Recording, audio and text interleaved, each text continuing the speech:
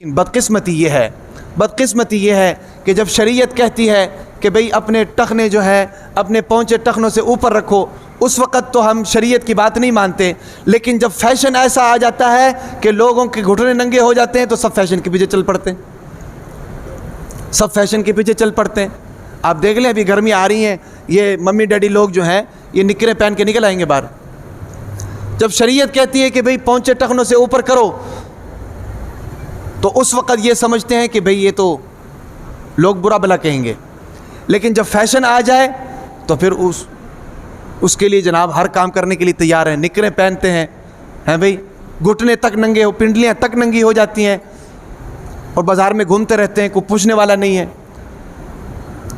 तो हम मुसलमान हैं, हमारा कल्चर ये है, हमारा तरीक़ेकार ये है, शरीयत का तरीक़ेकार ये है कि हमारा सतर महफूज हो। समझ आ रही कि नहीं? तो जो तरीक़ेकार लिबास का शरीयत ने हमें बतलाया है, हम उस तरीक़े पर अपना लिबास पहने। तो 4 बुनियादी उसूल मुकम्मल हो गए।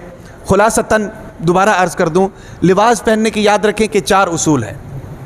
लिबास के अंदर 4 बुनियादी चीज़ें होनी चाहिए। अल्लाह ताला ने फरमाया, या बनी आदम क़द अंज़लना अलैकुम लिबासन युवारी सौआतिकुम वरीशा व लिबासुत तक़वा ज़ालिका खैर। सबसे पहला युवारी सौआतिकुम, फरमाया कि लिबास ऐसा हो कि जो तुम्हारे सतर को छुपा दे। समझ आ रही कि नहीं? तुम्हारी वो चीज़ें छुप जाएं जिनको तुम दूसरों के सामने जाहिर नहीं कर सकते हो, वो चीज़ें छुप जाएं, ऐसा लिबास होना चाहिए।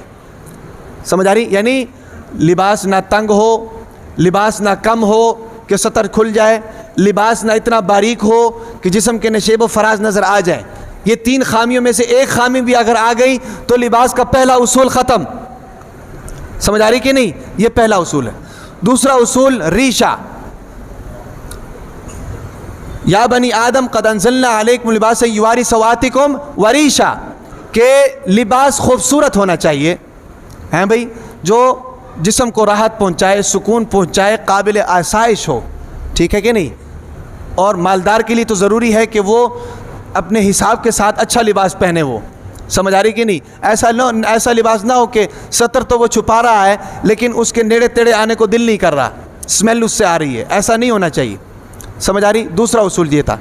तीसरा उसूल ये है कि लिबास के इंतखाब में तशब्बुह से बचना चाहिए, तशब्बुह से, मुशाबहत से बचना चाहिए, किसी गैर की मुशाबहत नहीं होना चाहिए, बल्कि जो नबी का तरीक़ा लिबास है, नबी का लिबास है, उसकी मुशाबहत करनी चाहिए। 3 उसूल। चौथा उसूल ये है कि लिबास पहनते वक़्त इस चीज़ का ख्याल करना चाहिए कि कहीं इस लिबास की वजह से मेरे दिल के अंदर तकब्बुर और बड़ाई पैदा ना हो जाए। समझ आ रही कि नहीं? तकब्बुर और बड़ाई नहीं होनी चाहिए। ये 4 उसूल लिबास के अंदर मतलूब हैं और शरीयत ने इन 4 उसूलों के बारे में बतलाया है और उम्मीद है कि आप हज़रात इन पर अमल भी करेंगे। अल्लाह तबारक व तआला से दुआ है तमाम बातों पर अमल करने की तौफ़ीक़ अता फ़रमाए।